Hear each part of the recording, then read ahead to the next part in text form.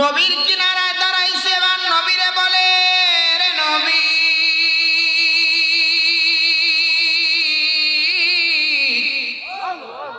এ নবী আপনি রে বলি সমস্ত লোকজন নিয়ে দাঁড়াইলাম, তবে আমি একা কালেমা পড়ার জন্য আপনি বলছেন, তবে আমি দলবল নিয়ে আইছি।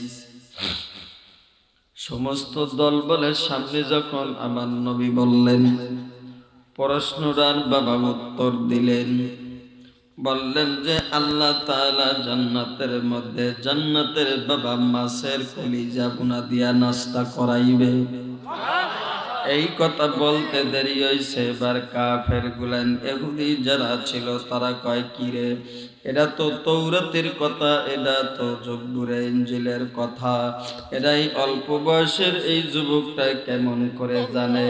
তাইলে এই যুবকটা যেহেতু জানে, এই যুবকটা কোনোদিন মিথ্যাবাদী হইতে পারে না, এটা আখিরি জামানার নবী হবে, এই নবীর হাতে কালেমা পড়ে মুসলমান হইয়া যায়। নবীর কলিজা থেকে তো সাহাবায়ে কেরামকে পৃথক করে নেয়। সাহাবারা তো এই দেশের মধ্যে সবচাইতে নবীর কাছের খৈরুল কুরুনি করনি সুম্মাল্লাযীনা ইয়ালুনাহুম। সুবহানাল্লাহ বলেন। ইন্নাল্লাযীনা আমানু ওয়া আমিলুস সলিহাত উলাইকা হুম খৈরুল বারিয়া রাদিয়াল্লাহু আনহুম ওয়া রাদু আন। সাহাবায়ে কেরামের প্রতি আমার আল্লাহ রাজি এবং খুশি, আমার আল্লাহর প্রতিও আমার সাহাবারা রাজি এবং খুশি। একা একা বইবে কাঁদতেছে কাঁদতেছে। এ বাবা দিলের থেকে এমন একটা তওবা করে নিছে, কয় আল্লাহ, এ মাওলা, জানি তোমার হাবিব আমার প্রতি একটু নারাজ আর বেজার। আল্লাহ গো, তবে আমার নবীর চাইতে এত দয়াবান নবী আর পৃথিবীর মধ্যে নাই। নবীজিরে কেউ যদি মার দেয়, গালি দেয়, নবীজিরে কেউ যদি পিটায় বাবা, তারপর আমার নবী তারে বাবা কিছু বলে না। আমার নবী শক্তি সবল থাকার পরে ওরে মুমিন, এমন একজন নবীর উম্মত হইছে রে মাতবর কান্দির ভাইরা রে, এমন একজন আলামিন নবীর উম্মত, যেই নবীর সুপারিশ ছাড়া বাবা একটা উম্মত জান্নাতে যেতে পারবে না। ঠিক কিনা ভুল? জোরে চিল্লা বলেন। ঝাড় ঝাড় করে বাবা দিলটা যখন ভেঙ্গে দিয়া আল্লাহর দরবারে কোন বান্দায় দিলটারে ভেঙ্গে দিয়া যদি বাবা চোখের কোড়া দিয়া এক মাসির বড় বড় যদি বাবা পানিটা যদি গড়াইয়া বাবা নাকের ডগায় ফালাইয়া দিতে পারে, যদি একটু পানি যদি ফালাইয়া দিয়া মাওলার দরবারে গভীর রাত্রে দরখাস্ত জানায় আর কয়, আল্লাহ, জীবনের গুনাহ কইরা কইরা জিন্দেগিটা কাটাইয়া দিছি রে মালিক, আজকে তোমার দরবারে গভীর রাত্রে হাজিরা দেই রে আল্লাহ।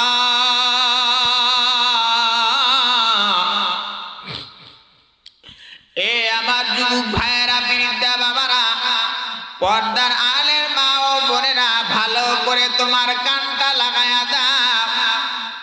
এই গভীর রাত্রে বাবা কত মানুষ তুমি তাকায়া দেখো বাবা, কত ঘরের মধ্যে আগুন লাইগা মানুষ জইলা পুইরা শেষ। বাস্তব গত কয়েকদিন আগে দেখলাম, গত 4 দিন আগে দেখলাম গাড়িটা বাবা, 2টা গাড়ি অ্যাক্সিডেন্ট হইয়া বাবা যুবক যুবক ছেলেগুলি মোবাইলগুলি পড়ে রইছে বাবা, সমস্ত ব্যাগগুলি পড়ে রইছে, হাতের দামি দামি ঘড়িটা কিনারায় পড়ে রইছে রে ভাই। শরীরের দেহের উপর দিয়া গাড়িটা চলে গেছে, উনি আর দুনিয়াতে নাই। এ আমার যুবক ভাইয়েরা, হায়াতের জিন্দেগি কয়দিন আর বাঁচবি রে ভাই? আজকে এই ময়দান থেকে আমার হাতে বাবা তওবাটা কইরা যদি ঘরের মধ্যে যাইতে পারো রে যুবক, আমি আল্লাহর কসম করে বলি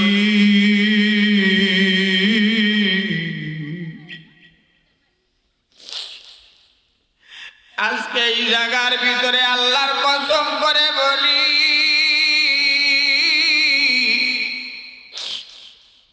যদি তওবা করে কদমটা ফালাইয়া বাড়িতে যাও রে যুবক,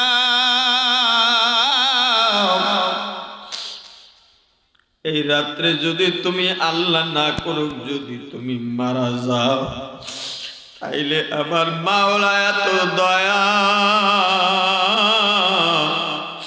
আমার মাওলার এত মায়া, আমার মাওলা তোমার জীবনের সব গুনাহ মাফ করে দিবে।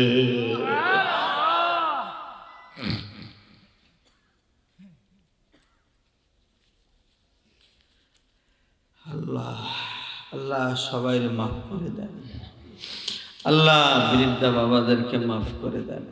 ও যুবক ভাই, জিন্দেগির হায়াতের পথ দিন ভাই, ভাই নামাজটা পড়িস ভাই, নামাজটা পড়িস ভাই, আল্লাহর হুকুম অনুযায়ী জিন্দেগিটা চালাও দোস্ত। চালাইবা তো জিন্দেগিটা। আহা, কাব ইবনে মালিক বাবা এবার যখন নাকি তওবা করলেন, এদিক দিয়া আমার আল্লাহ পাক রব্বুল আলামিন জিবরাইলকে বলে, কয় জিবরাইল যাও যাও, কাব ইবনে মালিক রে আমার দোস্তে শাসনের জন্য তারাইয়া দিছে, আমি আল্লাহ তারে ক্ষমার ঘোষণা দিয়া দিলাম, ক্ষমা করেছি। দোস্ত আব্দুল্লাহ ইবনে সালাম রাদিয়াল্লাহু তাআলা আনহু সমস্ত ইহুদিদেরকে নিয়ে এবার নবীর কিনারায় দাঁড়াইলেন। মনে আছে না? নবীর কিনারায় দাঁড়াইছে, এবার নবীরে বলে, রে নবী,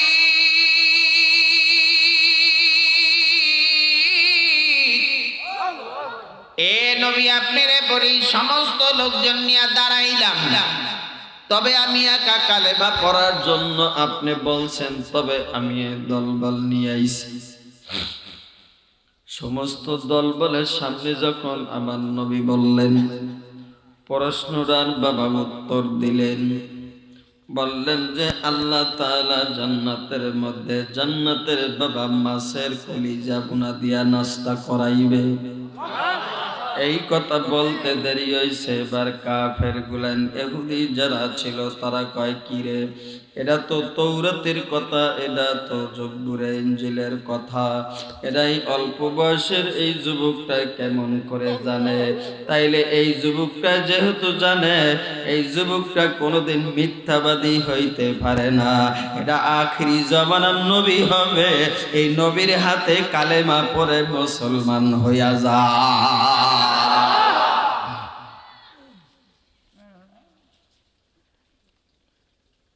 মদিনাওয়ালার এত দাম কেন হইছে রে বাবা? সমস্ত নবী পয়গাম্বাররা দুনিয়ার ভেতরে আসছে, আপনার আমার নবীর দাম বাবা কেন এত হইছে? কারণ আমার নবীরে আল্লাহ এত ইলম দান করছেন, এত ইলম কারোরে দেয় নাই। জোরে কান আল্লাহু আকবার।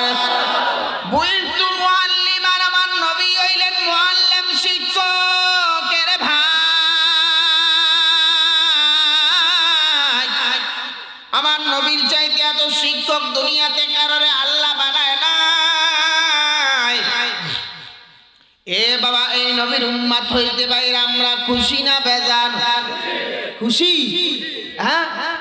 তাইলে আমি আপনাদেরকে ধন্যবাদ জানাই, কারণ প্রত্যেক বছর আপনারা এই নদীর পারে, আজকে মাতবার বাড়ি আজকে থেকে মাহফিল হচ্ছে না, আমি সকলকে ধন্য জানাই। নবীর আশিকিন, নবীর পাগল যারা, নবীর আশেক, আল্লাহর যারা পাগল, যারা আশেক, নবীর ভালোবাসার যারা ছিলেন, আপনারা নবীর ভালোবাসার উম্মত, ভালোবাসা আপনার কাছে আসে বিদায়ী আপনার প্রত্যেক বছর বছর আপনারা এই জায়গায় মাহফিল দিতে পারতে আছেন, আলহামদুলিল্লাহ বলেন।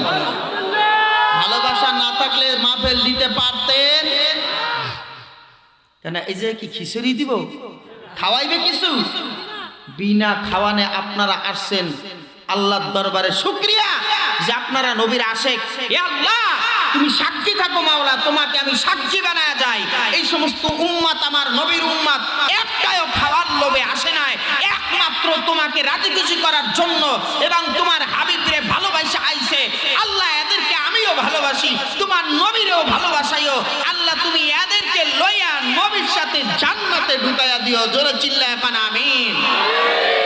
ও দোস্ত, নবীর আশিক, নবীর পাগল আমরা এখানে আসছি। আমি আগেই বলেছি এই দুনিয়া থাকবে, আমরা থাকবো, কোথায় চলে যাব? কবরে। এই মসজিদের পিছনেই কবরস্থান, বালি দিয়ে ভরট করতে আছে। কি দিয়া? ওইটা হলো আমার শের জায়গা। ওটা কি শের জায়গা? এরপর আর আছে কথা কয় না? রাত্র তো বেশি কয় ও না, ও কারণ শীতের রাত্রে নামাজ হতো আবার পড়ন লাগবে ফজর। সারা রাত ধরে ওয়াজ শুনলেন কিন্তু ফজরের নামাজ পড়লেন না, এই ওয়াজে কোনো কাম হইবে? হ্যাঁ, কাম হইতো না। কিন্তু একটা কথা বলি, মরার আগে সোজা হইয়া যান। আমিও সোজা হই, আপনারাও সোজা হন। কি? আমিও সোজা হই, আপনারাও সোজা হন। সোজা না হইয়া কেউ যায়েন না কবরে। এই দুনিয়ার মধ্যে এ বাবা সব মানুষই কিন্তু সোজা হবে না। কিছু মানুষ সোজা হইব, কিছু মানুষ বাঁকা থাকবে, কিছু মানুষ তেরা থাকবে, কথা কয় না। কিছু মানুষের মাহফিল দিতে চাইবে, কিছু মানুষের বিরোধিতা করতে চাইবে, কিন্তু বাবা ওই মানুষ সবাই লইয়াই কিন্তু কাজ করা লাগবে, কথা কয় না? লাগবে।